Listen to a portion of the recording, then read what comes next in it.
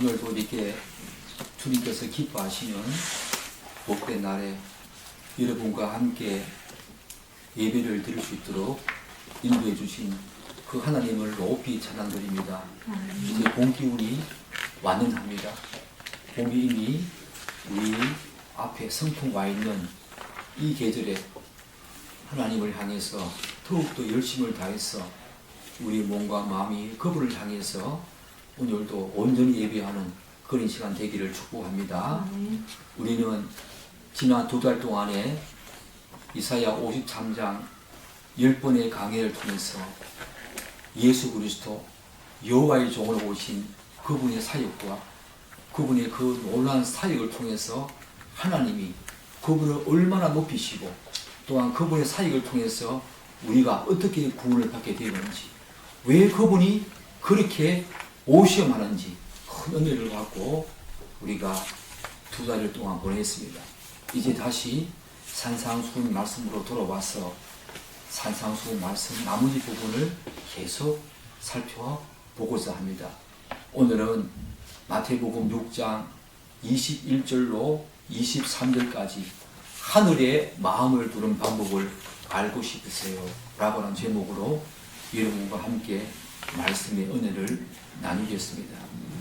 예수님께서는 마태복음 우리가 2달 전에 살펴본 그 내용에서 마태복음 6장 19절과 20절을 통해서 보물을 세상에 쌓아두지 말고 하늘에 쌓아두라고 명령하십니다.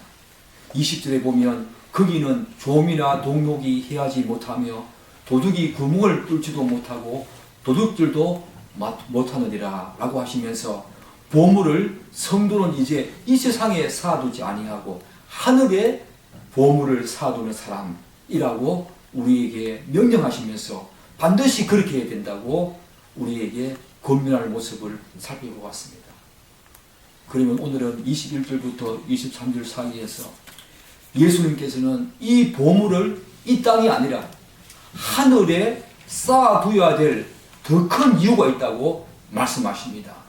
물론 거기는 좀이나 동록도 해하지 못하고 도둑이 구멍을 뚫지도 못하고 도둑질도 못하지만 오늘 21절 말씀을 통해서 보물을 이 땅이 아니라 하늘에 쌓아두어야 될 더 큰 이유가 무엇인가 우리에게 말씀하십니다. 우리 6장 21절 한번 읽겠습니다. 내 보물 있는 곳에 내 마음도 있느니라. 예수님께서는 앞단락에서 우리가 6장 18절까지 그 6장 앞단락에서 3가지 성도의 중요한 신앙생활과 관련된 그런 내용을 언급했습니다. 기도와 구제와 금식에 관한 정말 중요한 신앙생활과 관련된 내용을 언급했지요. 그런 후에 6장 19절부터 성도들의 모든 세상 생활과 관련한 이 마음의 관심사로 그 주제와 내용을 확대해서 옮겨갑니다. 그러면서 가장 먼저 언급하시는 주제가 바로 보물에 관한 거지요. 여러분, 보물이 뭐라 했습니까? 보물은 자신이 가장 소중하게 생각하는 것, 그게 바로 보물이라 그랬지요. 그 보물과 관련된 내용을 다룹니다. 이를테면 보물을 보는 관점, 그리고 보물을 다루는 그런 방식, 그리고 계속 6장 19절 이하에서 쭉 내려가면 이어서 성도의 삶에 무엇이 우선순위가 되어야 하는가 계속 말씀을 이어가면서 우리에게 권면하기도 하고 명령하기도 합니다. 사랑하는 여러분, 잘 알다시피 성도는 거듭나서 이미 구원을 받았습니다. 이미 어렵다 칭함을 받은 사람입니다. 이제 성도는 전혀 다른 가치와 생활 방식과 사고 방식을 가지고 이 세상을 살아가는 존귀한 존재들입니다. 새로운 피조물이 된 거지요. 새로운 창조물이 된 겁니다. 2번 다시 태어난 거지요. 육으로 한번 태어나고 영으로 한번 태어나는 이 요한복음 3장에서 말하는 거듭남의 새로운 창조물이 된 사람들이 바로 우리 성도들입니다. 그런 성도들에게 성도의 모든 실제 생활, 사회생활, 모든 삶을 다루면서 이제 보물과 관련한 주제를 가장 먼저 언급하고 계신다. 여기는 굉장히 중요한 의미가 있지요. 사랑하는 여러분, 우리의 이 세상 생활 가운데에서, 우리의 실제 생활 가운데에서 보물보다 더 중요한 거 많이 있지 않습니까? 그런데 예수님께서는 이제 세 가지 중요한 신앙생활과 관련된 내용을 마무리하시고 난 다음에 우리 성도의 모든 실제 생활과 우리의 삶의 모습 가운데로 그 내용을 확대하면서 가장 먼저 보물과 관련된 내용을 언급하고 있다. 이 말은 굉장히 중요한 의미가 담겨 있습니다. 무엇인가 예수님께서는 우리에게 교훈하고 싶어하는 것이 있다는 거지요. 그게 뭘까요? 보물은 조금 더 축소해서 물질이라고도 할 수 있겠지요. 반드시 물질에만 해당되는 것은 아니지만 조금 더 축소해서 물질이라고 할 수 있는데, 이것은 세상 사람들뿐만 아니라 이 땅을 살아가는 모든 성도들에게도 굉장히 중요한 부분입니다. 그러나 때로는 이것이 하나님을 신앙하는데 가장 중대한 걸림돌이 되기도 합니다. 그래서 성도는 보물과 관련된 올바른 관계 정립이 반드시 필요합니다. 이런 측면에서 예수님께서는 거듭나서 구원받아 이제 주님을 주인으로 섬기는 이 성도가 이 세상 사람들과 구별되는 것이 무엇인가? 구별되는 가장 중요한 요소가 무엇인가? 너희들이 아는가? 이렇게 우리에게 질문합니다. 바로 보물을 대하는 관점과 다루는 방식이 다르다는 것입니다. 한 걸음 더 나아가서 삶의 우선순위가 다르다는 것을 교훈하고 싶어 하시는 것입니다. 보물을 가장 먼저 다룰 이유가요. 예수님께서는 물론 보물 혹은 물질 그 자체의 소유를 죄악시하거나 금기시하는 것은 아닙니다. 이전까지는 보물이 우리와 저와 여러분의 삶의 목표이고 목적이었다면, 예수 믿기 전에는 그것이 삶의 목표이고 목적이었다면, 이제는 그것을 하나님의 영광과 그의 나라를 위한 수단과 도구로 생각해야 한다는 것을 교훈하고 싶어 한다는 것입니다. 왜요? 보물이 우리 생활에서 그렇게 중요하기 때문에 이 보물을 보는 관점과 이 보물을 다루는 관점이 달라지는 것이 바로 성도다. 그것을 가장 먼저 언급하시면서 강조하고 있는 것입니다. 사랑하는 여러분, 인간은 태생적으로 자기가 관심을 갖는 곳에 마음을 두기 마련입니다. 그래서 많은 사람들은 자기의 관심사에 많은 시간을 투자하지요. 여러분과 저 그렇지 않습니까? 이것은 부정할 수 없는 사실입니다. 타락한 모든 인간의 실존이고 죄의 결과입니다. 이것은 당연한 인간의 원래 모습은 아닙니다. 자기가 관심 있는 것, 그것에 많은 시간을 두는 것, 그것은 여러분 자연스럽게 생각하는 그런 모습이 아닙니다. 인간의 원래 창조된 모습은 그러지 않았습니다. 죄의 결과이지요. 그러므로 보물을 땅에 쌓아두는 사람은 자연적으로 어디에 마음을 두겠습니까? 이 땅에 마음을 두겠지요. 반면에 보물을 하늘에 쌓아두은 사람은 어디에 마음을 두겠습니까? 바로 하늘에 그의 마음을 두고 그 나라를 소망하겠지요.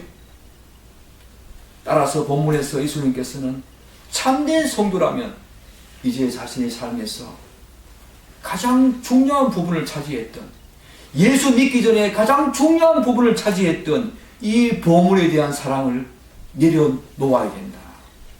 그렇게 지금 명령하고 있습니다. 내 보물이 있는 곳에 내 마음도 있으니 보물을 하늘에 쌓아두라, 이렇게 명령하고 있습니다. 보물이 우리 마음을 지배하지 못하도록 해야 한다는 것입니다.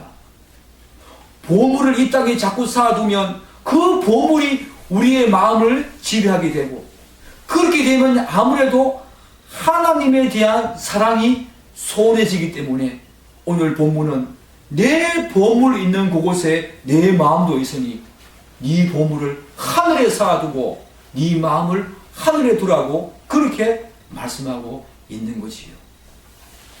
사랑하는 여러분, 이제 예수님께서는 왜 사람들이 마음에 하늘에 마음을 두지 않고 그 이유를 계속해서 비유로 말씀하십니다. 눈의 비유로 말씀하시죠.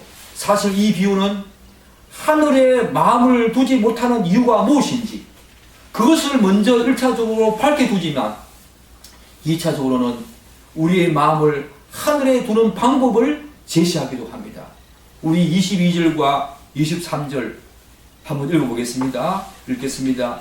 눈은 몸의 덩굴이니 그러므로 내 눈이 성하면 온몸이 밝을 것이요 눈이 나쁘면 온몸이 어두울 것이니 그러므로 내게 있는 빛이 어두우면 그 어둠이 얼마나 더하겠느냐 라고 말씀하십니다. 여기서 눈은 몸의 덩굴이니 이 말이 무슨 의미겠습니까? 눈의 기능을 말하고 있지요. 눈의 기능은 우리가 사물을 정확하게 볼 수 있도록 해줍니다. 뿐만 아니라 손과 발을 여러분이 갖고 있는 그 손과 발을 자유자재로 움직여서 우리 몸이 하는 모든 행위를 제대로 할 수 있도록 보게 해주는 기능을 눈이 하지요. 눈은 몸의 덩굴이니 라는 말이 바로 그런 의미를 가지고 있지요. 그래서 예수님께서는 눈의 상태를 두 가지로 대조하면서 말씀하십니다. 바로 눈의 성함과 나쁨을 대조하면서 그것이 온몸에 우리의 온몸에 어떤 영향을 미치는지에 대해서 말씀하고 있습니다. 어떻게 말씀하고 있습니까? 내 눈이 성하면 온몸이 밝을 것이요 내 눈이 나쁘면 몸이 어두울 것이니 여기에서 눈이 성하다는 말은 눈이 좋다, 눈이 순전하다 그런 뜻입니다. 눈이 좋고 눈이 순전하다는 말씀입니다. 바로 눈이 정결하고 눈이 순결하고 순전하다는 말이죠. 그런데 눈이 성하다고 해서 곧 좋다고 해서 온몸 자체가 밝은 것은 아니지요. 이 말은 눈이 좋으면 사물을 정확하게 볼 수 있고 손과 발을 제대로 작동해서 무엇인가 바르게 잘 할 수 있다 그런 의미지요. 반면에 눈이 나쁘면 그렇게 할 수 없다는 거지. 즉 예수님께서는 눈이 좋고 나쁨의 상태가 온몸을 움직이고 작동시키는데 그만큼 큰 영향을 미치고 있다라고 오늘 말씀하는 거예요. 내 눈이 성하면 온몸이 밝을 것이요 내 눈이 나쁘면 온몸이 어두울 것이다. 이 말은 눈이 좋고 나쁨의 그 상태가 온몸을 움직이고 작동시키는데 그만큼 큰 영향을 준다. 그런 말을 지금 하고 있지요. 그런데 이 비유가 어떤 교훈을 우리에게 주는가? 궁극적으로 이 비유가 우리에게 주고자 하는 것이 무엇인가? 오늘 6장 23절은 이렇게 말하고 있습니다. 우리 6장 23절 다시 한 번 더 읽겠습니다. 시작. 눈이 나쁘면 온몸이 어두울 것이니 그러므로 내게 있는 빛이 어두우면 그 어둠이 얼마나 더하겠느냐. 그러므로 앞에 눈의 비유를 하시면서 그 다음 그러므로 눈이 그렇게 큰 영향을 미치므로 내게 있는 빛이 어두우면 그 어둠이 얼마나 더하겠느냐. 사랑하는 여러분, 여기서 내게 있는 빛 이게 뭐겠습니까? 내게 있는 빛 이게 뭐겠습니까? 바로 내 안에 있는 바로 그 빛. 영어로 보니까 바로 the light within you 이렇게 되어 있습니다. 바로 너 안에 있는 바로 그 빛, 곧 마음의 빛이겠지요. 곧 영적인 시각이겠지요. 이 내 마음의 빛은 이 내 안에 있는 그 빛은 마음의 빛이자 영적인 시각입니다. 결국 예수님께서는 눈의 비유를 통해서 우리에게 궁극적으로 교훈하고 싶어하는 것은 눈의 그 성황과 나쁨이 온몸에 지대한 영향을 주듯이 우리 마음의 빛의 어둠, 곧 영적 시각의 무지는 그것 이상으로 얼마나 더하겠느냐라고 말씀하시는 부분에서 그것 이상으로 성도들의 삶 전체에 악 영향을 준다는 것입니다. 어떤 영향을 줍니까? 저는 두 가지로 한번 분류해 봅니다. 한 가지는 소극적으로, 한 가지는 적극적으로. 여러분, 우리의 영적인 눈이, 우리의 마음의 빛이 어두우면 얼마나 더 어떠한 영향을 더 주겠느냐? 소극적으로는 여러분 영적인 것에 들여서 보물을 하늘에 쌓는 즐거움과 기쁨을 모릅니다. 여러분은 보물을 하늘에 쌓아두는 즐거움과 기쁨을 아십니까? 여러분의 마음을 하늘에 두었을 때 그때의 그 기쁨과 그 쾌락과 즐거움을 여러분 아십니까? 그런데 눈이 어두우면 소극적으로 그것이 없다는 거예요. 또 어떤 것입니까? 하나님을 제대로 섬길 수가 없습니다. 하늘에 대한 소망이 흐려집니다. 영적인 것들에 대한 가치와 소중함을 모릅니다. 하나님 나라 백성의 영광 소름을 모릅니다. 말씀의 즐거움을 모르지요. 그런데 여기에서 그치지 않습니다. 적극적으로는 누가복음 12장에 나오는 그 한 부자의 비유 여러분 아십니까? 그 한 부자가 많은 곡식을 수확하고 난 다음에 여러 개의 창고를 짓고 뭐라고 말합니까? 내가 내 영혼에게 이르되 영혼아 여러 해 물건을 많이 쌓아두었으니 평안히 쉬고 먹고 마시고 즐거워하자 그렇게 말하고 있지 않습니까? 이 누가복음 12장에 나오는 이 한 부자가 바로 영적인 눈, 영적인 시각, 마음의 빛이 어두운 자지요. 그러면 이 적극적으로 마음의 눈, 이 마음의 빛과 영적인 시각의 무지는 우리에게 얼마나 더 악한 영향을 주는가? 바로 적극적으로 어떤 의미가 있습니까? 이 세상의 가치, 생활 방식, 사고 방식을 따라갑니다. 적극적으로는 그렇게 따라간다는 거예요. 그리고 이 땅의 삶이 전부라고 생각합니다. 이 누가복음 12장의 한 부자처럼. 그리고 이 땅의 보물을 쌓아둡니다. 그리고 자기만을 위한 삶을 살아갑니다. 그리고 하나님을 부정한다는 것입니다. 이렇게 영적인 어떤 시각의 무지와 이 내면의 빛, 마음의 빛이 어두우면 얼마나 그 어둠이 더하겠느냐. 이렇게 소극적으로 적극적으로 이러한 결과를 낳는다는 것입니다. 사랑하는 여러분, 여러분의 그 마음의 빛, 영적인 시각은 지금 살아있습니까?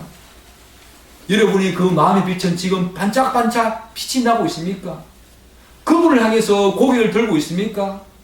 그분을 향해서 지금 뚜벅뚜벅 나아가고 있습니까?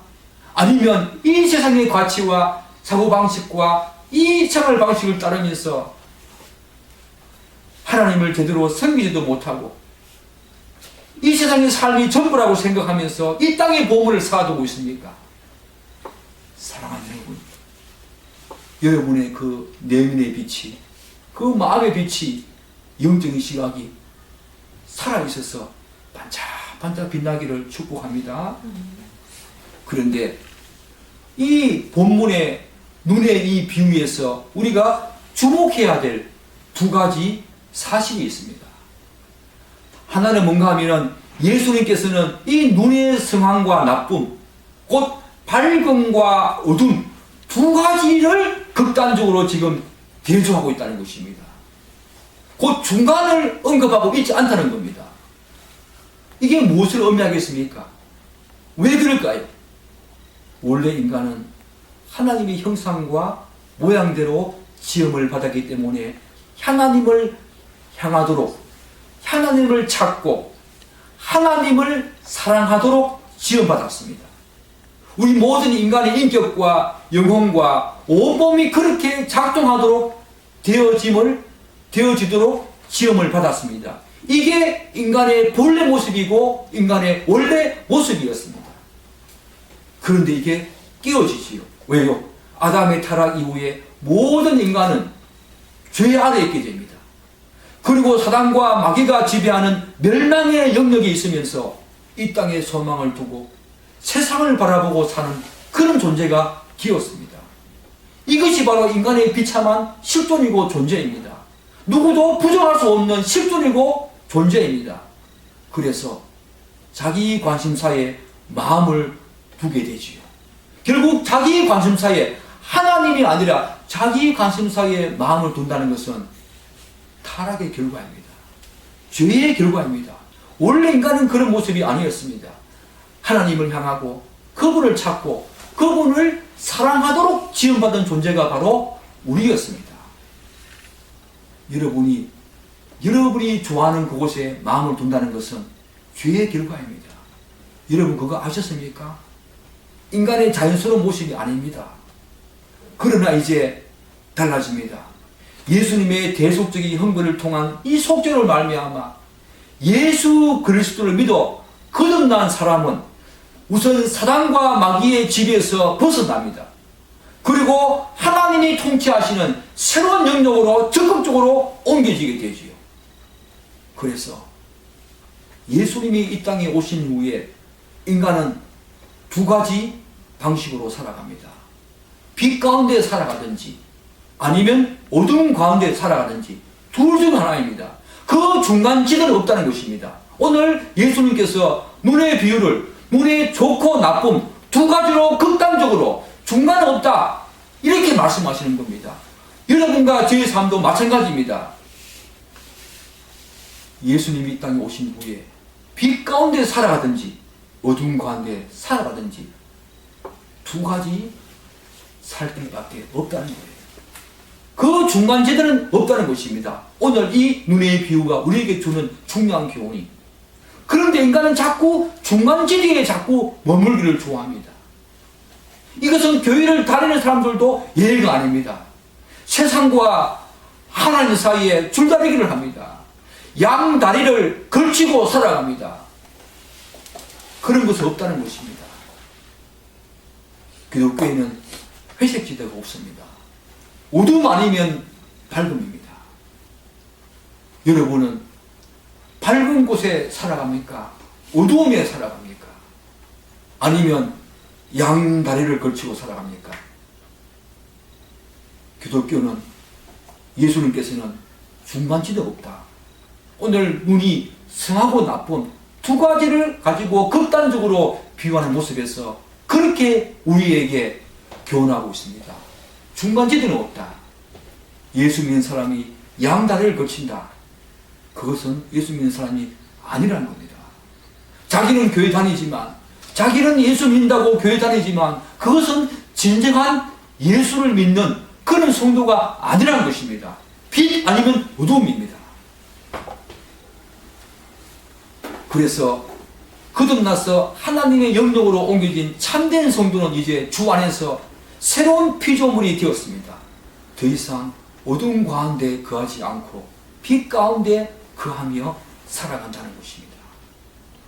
왜냐하면 하나님의 백성은 성령 하나님을 통해서 마음에 새로운 생명의 빛을 부여받은 존재가 되기 때문입니다. 아멘. 할렐루야. 아멘. 결과적으로 하나님의 백성과 그렇지 않는 사람의 그 실존은 빛과 어두움의 차이만큼 하늘과 땅 차이입니다. 이제 하나님의 백성은 양적으로 도덕적인 행위나 선한 행실을 좀 더 다른 사람들보다 좀 더 더하는 정도가 아닙니다. 아예 질적으로 전혀 다른 존재가 되는 것입니다. 내면의 진정한 변화를 통해서 마음의 빛을 회복한 성도는 이제 하나님을 알고 그분을 사랑하며 그분의 뜻을 쫓아서 행하는 전혀 다른 존재가 되는 것이 바로 성도입니다. 그 존재가 바로 여러분과 저라는 겁니다. 얼마나 이 하나님 나라의 백성, 이 존재가 귀합니까? 중간지대는 없습니다. 밝음 아니면 어두움입니다. 오늘 예수님께서 눈의 비유, 눈의 성함과 나쁨 이 두 가지를 가지고 극단적으로 비유하는 이유가 거기에 있습니다. 밝음 아니면 어둠입니다. 중간지대는 없다. 따라서 빛과 어둠은 절대로 섞일 수 없는 것처럼 인간은 빛 가운데 살든지 어둠 가운데 살든지 그리고 하늘을 보고 살든지 땅을 보고 살든지 둘 중에 하나라는 것입니다. 그것이 바로 예수님께서 두 가지 눈의 그 성함과 나쁨 극단적인 대조를 통해서 우리에게 보여주고자 하는 교훈하고자 하는 중요한 강조점입니다. 여러분은 빛 가운데 있습니까? 어둠 가운데 있습니까? 하늘을 보고 삽니까? 땅을 보고 삽니까? 여러분 자신을 돌아봐야 됩니다. 또 본문의 눈에 비유해서 주목해야 될 또 다른 한 가지는 하나님께서는 눈은 성황과 나쁨을 둘 다 언급하셨지만 오늘 내게 있는 빛에 대해서는 어둠과 관련된 부분만 언급하고 있습니다. 오늘 23절 보면 눈은 어둠과 빛 두 가지를 다 언급하시고 난 후에 그러므로 내게 있는 빛이 어두우면 그 어둠이 얼마나 더하겠느냐 라고 하시면서 내게 있는 빛이 밝으면 어떻게 되고 그 다음에 어두우면 이라고 해드렸는데 밝음에 대한 내용은 생략하시고 그러므로 내게 있는 빛이 어두우면 그 어둠이 얼마나 더하겠느냐 라고 말씀하십니다. 여러분 그게 눈을 보이십니까? 눈에 보이십니까? 눈의 성황과 나쁨을 둘 다 언급하셨다면 내게 있는 빛에 대한 부분도 둘 다 언급하셔야만 되는데 말입니다. 왜 그랬을까요? 질문을 던져봐야 합니다. 우리는 성경 속에서 왜 그렇게 말씀하시는지 질문을 던져봐야 합니다. 왜요? 여기에는 분명한 무엇인가 강조하고자 하는 예수님의 의도가 있기 때문입니다. 무엇일까요? 여러분 무엇일까요? 짐작컨대 이미 살펴본 앞구절 곧 내 보물 있는 그곳에는 내 마음도 있느니라 라고 한번 연결해서 살펴보면 타락한 인간이 하늘에 마음을 두지 않는 그런 적인 이유가 바로 마음의 빛이 어두웠어. 곧 영적 시각의 무지 때문에 그렇다는 것을 강조하고 교훈하고자 하는 것입니다. 저는 그렇게 해석을 하고 생각을 합니다. 다시 말씀드려서 눈의 성황과 나쁨도 인간의 움직임과 활동에 큰 영향을 미치는데 하물며 마음의 빛의 어두움, 무지한 영적 시각은 인간의 모든 삶에 얼마나 더 결정적이고 악한 영향을 미치는지 강조하고 싶어 하시는 것입니다. 여러분 이해가 되십니까? 이해가 되십니까? 사랑하는 여러분, 마음의 빛의 밝음, 곧 올바른 영적 시각은 성도로 하여금 하나님이 우리에게 무엇을 하기를 원하시는지 분명히 보여줍니다. 그걸 보게 합니다. 그분의 관점에서 모든 보물과 세상을 볼 수 있도록 그런 능력을 우리에게 가지게 합니다. 문제는 그런 영적 시각이 예수를 믿고 난 다음부터 계속 지속되는 것이 아니라 흐려지기도 한다는 것입니다. 보물에 대한 관점도 보물에 대한 잘못된 관점 그리고 하늘이 아니라 자꾸 이 땅에 마음을 두는 것은 바로 영적 시각이 흐려졌기 때문이지요. 그래서 예수님께서는 마음의 빛, 영적 시각을 회복하고 유지해야만 하나님을 제대로 섬길 수 있고 보물을 하늘에 쌓아두고 그곳에 마음을 둘 수 있다고 우리에게 경계하시면서 교훈하고 있습니다. 너희들이 예수를 믿고 난 다음에 그 내면의 빛, 마음의 빛, 그 영적 시각이 흐려지지 않도록 계속해서 보존하고 유지되도록 그렇게 우리에게 경계하고 있습니다. 마음의 그 눈이, 마음의 그 빛이 영적 시각이 무지해지고 흐려지기 시작하면 우리는 보물을 땅에 쌓아두는 교회에 다니면서도 이 땅에 보물을 쌓아두고 이 땅에 마음을 두는 그런 사람이 되는 것입니다. 그런 사람이 지금 교회에 얼마나 많습니까? 그걸 지금 경계하고 있는 겁니다. 그러면 사랑하는 여러분, 이 올바른 영적 시각을 유지하는 방법, 오늘 본문은 없지만 저는 로마서에서 그 해답을 찾아봅니다. 로마서 12장 1절과 2절은 그렇게 말하고 있지 않습니까? 너희를 권하노니 너희 몸을 하나님이 기뻐하시는 산제물로 드리라. 이것이 바로 너희들이 드릴 영적 예배니라. 너희는 이 세대를 본받지 말고 오직 마음을 새롭게 함으로 변화를 받아 하나님의 선하시고 기뻐하시고 온전한 뜻이 무엇인지 분별하라. 여기에 답이 있습니다. 여러분, 이 세대를 본받지 말라. 이 세대란 말은 오는 세대와 대조해서 하는 말입니다. 그래서 오는 세대는 메시아의 도래, 예수 그리스도의 도래를 통해서 오게 될 다가올 세대를 의미합니다. 그래서 이 세대를 본받지 말라. 이 말은 이 세대의 가치와 생활 방식과 사고 방식, 모든 틀들, 문화와 살고 이미 예수 그리스도로 말미암아 도래한 그런 오는 세대를 본받으라, 그런 말이지요. 그래서 바울은 우리에게 이 세대를 본받지 말라고 하는 부정적인 명령에 이어서 긍정적인 명령도 하십니다. 항상 성경은 이런 방식이지요. 직설법 이후에 명령법, 그 다음에 부정적인 명령한 다음에 긍정적인 명령합니다. 이 세대를 본받지 말고 긍정적인 명령 어떻게 합니까? 오직 마음을 새롭게 함으로 변화를 받아 하나님의 선하시고 기뻐하시고 온전한 뜻이 무엇인지 분별하라, 이렇게 말합니다. 오직 마음을 새롭게 함으로 변화를 받아 하나님의 선하시고 기뻐하시고 온전한 뜻이 무엇인지 분별하도록 하라. 이 명령어는 현재 수동 명령으로서 지속성을 가진다는 것입니다. 오직 마음을 새롭게 함으로 변화를 받아, 이 말은 현재적으로 날마다 수동 명령은 우리가 할 수 있는 것이 아니라 누군가에 의해서, 성령 하나님에 의해서 현재적으로 매일같이 변화를 지속적으로 받아야 한다는 것을 의미하지요. 그래서 이 세대를 본받지 않는 것과 병행해서 지속적인 마음의 변화가 있어야 한다는 것입니다. 다시 말씀드려서 계속해서 이 세대를 따르지 말아야 하고, 이 소극적인 명령, 부정적인 명령, 그것도 계속해서 이 세대를 따르지 말아야 하고, 긍정적인 명령, 적극적인 명령인 이 새롭게 마음의 변화를 받는 것도 계속해서 그렇게 살아야 한다는 것을 이 바울은 오늘 우리에게 고민하고 있습니다. 이렇게 살아야만 우리의 영적 시각이, 우리의 마음의 내면의 빛이 흐려지지 않는다는 것입니다.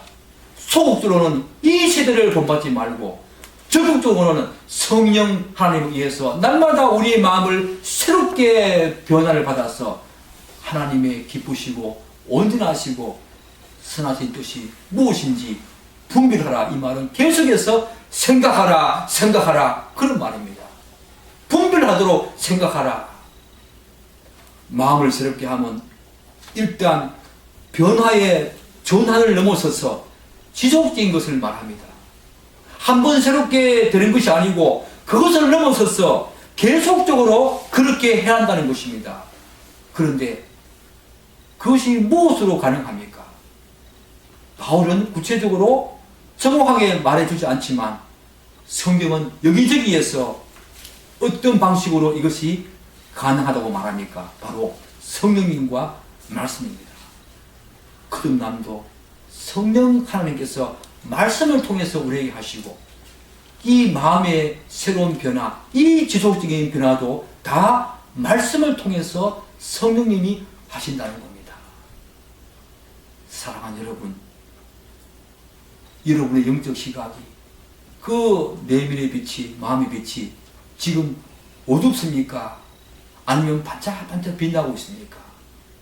다시 말씀드려서 여러분의 영적 시각이 지금 흐려졌습니까? 여전히 올바른 영적 시각을 지금 견지하고 있습니까? 성령님과 말씀을 통해서 우리의 영적 시각이 날마다 새로워져야 할 줄이 있습니다. 그래야만 우리의 마음이 하늘에 둘 수 있는 겁니다. 우리가 우리의 가장 소중한 것들을, 그것이 목적이 아니라, 그것이 목표가 아니라 그것을 수단과 도구 삼아서 우리의 보물을 하늘에 쌓아둘 수 있는 것입니다. 성도는 그런 사람입니다. 저와 여러분은 바로 그런 사람입니다. 성도는 이 세상에서 다른 사람들보다 조금 더 양쪽으로 더 선한 일을 조금 더 하는 그런 존재가 아닙니다. 전혀 다른 존재입니다. 이제 하늘을 보고 살고 하늘을 소망하며 영적 가치에 대해서 분명히 알고 그분의 뜻을 쫓아 살아가는 삶이 바로 성도의 삶입니다. 여러분의 삶이, 저와 여러분의 삶이 그렇게 되기를 간절히 축복합니다. 하늘에 마음을 두고 사는 사람, 그 복됨을 누리는 여러분이 되기를 간절히 축복합니다. 기도하겠습니다.